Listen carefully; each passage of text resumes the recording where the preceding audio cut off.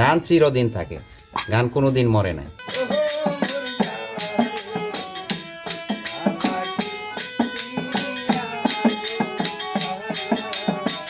পেটের খোরাক বাদ পানি হুড়ে তাজা রাখার জন্য গান সুর সঙ্গীত রাখতে হয়। আনন্দের তুফান গাইয়া সারি গান নৌকা দৌড়াইতাম হায়রে, গাইয়া সারি গান নৌকা দৌড়াইতাম, আর কি সুন্দর দিন কাটাইতাম। গ্রামীণ লোকসঙ্গীত হল বাংলার মাটি ও মানুষের সুরের প্রাণ, যা আবহমান কাল ধরে গ্রামীণ সংস্কৃতির অবিচ্ছেদ্য অংশ। অনেকেই যখন আধুনিকতার ছোঁয়ায় অতীত ভুলতে বসেছেন, সে সময় সঙ্গীতপ্রেমী আব্দুল কাইয়ুম পুরনো ঐতিহ্যকে লালন করার সংগ্রাম করে যাচ্ছেন। নির্দয় নিষ্ঠুর রে বন্ধু, তুই তো কোলো নাশা, ফাঁকি দিয়া চইলা গেলি রে বন্ধু, ফাঁকি দিয়া চইলা গেলি রে বন্ধু, ঘটাইলি দুর্দশা বন্ধু রে, প্রাণ বন্ধু কালিয়া রে। দেশীয় নানা গান এখনও নিজের কণ্ঠে বাঁচিয়ে রেখেছেন কিশোরগঞ্জের কটিয়াদী উপজেলার লোহাজুড়ি ইউনিয়নের চর কাউনিয়া এলাকার বাসিন্দা আব্দুল কাইয়ুম।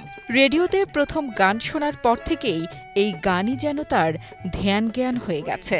এরপর থেকে তিনি নিয়মিত নিজেই গানের চর্চা চালিয়ে যাচ্ছেন। আমি যখন ছোট ছিলাম তখন বাবার একটা রেডিও কিনেছিল। এই রেডিওতে প্রতি শনিবার বাংলাদেশ বেতারের বাঁশরি গান অনুষ্ঠিত হতো। সেখানে বাংলাদেশের জনপ্রিয় শিল্পী মুজিব পরদেশী, আব্দুল আলিম, শ্রদ্ধেয় আবু বকর সিদ্দিক স্যার সহ অসংখ্য গুণী শিল্পীরা এখানে গান পরিবেশন করত। এই বাংলাদেশ বেতারের শিল্পীদের গান শুনে আমার মনের ভিতর আরেকটি সুরের জগৎ তৈরি হলো।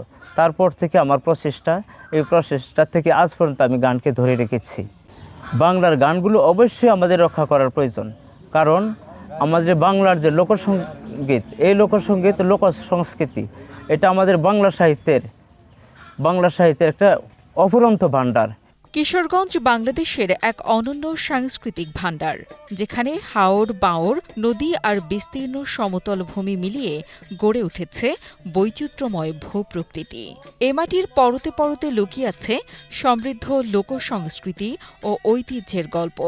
একসময় ভাটিয়ালি, জারিসারি, মুর্শিদি, বাউল গান এবং পালা গানের মতো লোকসঙ্গীতের ব্যাপক প্রচলন ছিল।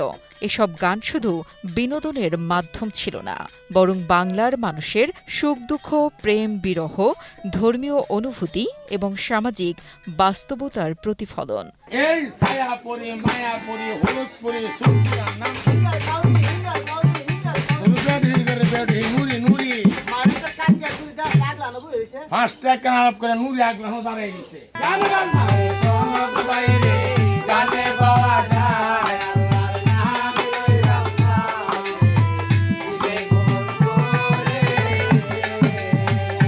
এখনো বাঁশির সুর মনকে মাতিয়ে তোলে।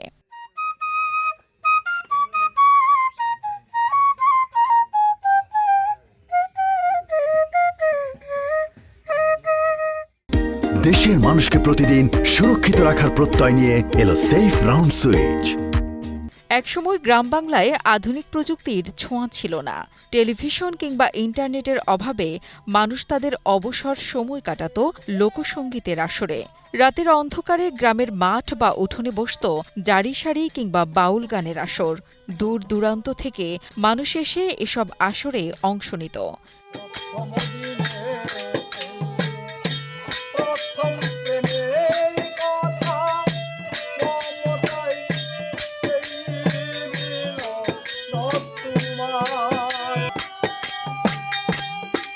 গানের সুর, ঢোলের তালে আর গায়কদের আবেগময় পরিবেশনায় তৈরি হতো এক অন্যরকম আনন্দঘন পরিবেশ। কালের বিবর্তনে সেই আবহ হারিয়ে গেলেও এখনও কিশোরগঞ্জের মতো অনেক জায়গায় এমন দৃশ্য চোখে পড়ে। গানের অপর নাম জ্ঞান। গানের ভাষা আমরা পূর্ব থেকে ধরে রেখেছি, এখনও রাখার চেষ্টা করতেছি। গান এমন এক জিনিস, গানে মানুষকে পরপারের কথা মনে করে, পিতামাতার কথা স্মরণ করে। ভাষাগুলি আমরা এখনো চেষ্টা করতেছি, রাখতেছি, আরও ভবিষ্যতে রাখবো। গান হইলো আমরা আত্মার খোরাক। আমরা আসলে টাকার বিনিময়ে গান গাই না, আমরা আত্মার খোরাক আমরা পাই। আর আমরা মনে করেন এখানে সবাই 5-6জন বৈশা এই সঙ্গীত আমরা করি। আসলে এই আগে বিভিন্ন ধরনের মানুষ ছিল, ধান কাটতে গেলে গান গাইতো কাশি হাতে নিয়া, নৌকার মাঝে গিয়ে নৌকা বাইতে গিয়া গান গাইছিল। তারা নিজের খোরাকের জন্য মনের আনন্দ পাইতো। বিশিষ্টজনরা বলছেন, লোকগানের ঐতিহ্য সংরক্ষণ ও প্রচারের উদ্যোগ নেওয়া প্রয়োজন। নতুন প্রজন্মের কাছে এই সংস্কৃতিকে পরিচিত করে তুলতে পারলে হয়তো আবারও ফিরে আসবে সেই প্রাণবন্ত লোকজ আসর, আর বেঁচে থাকবে আমাদের শেকড়ের সুর।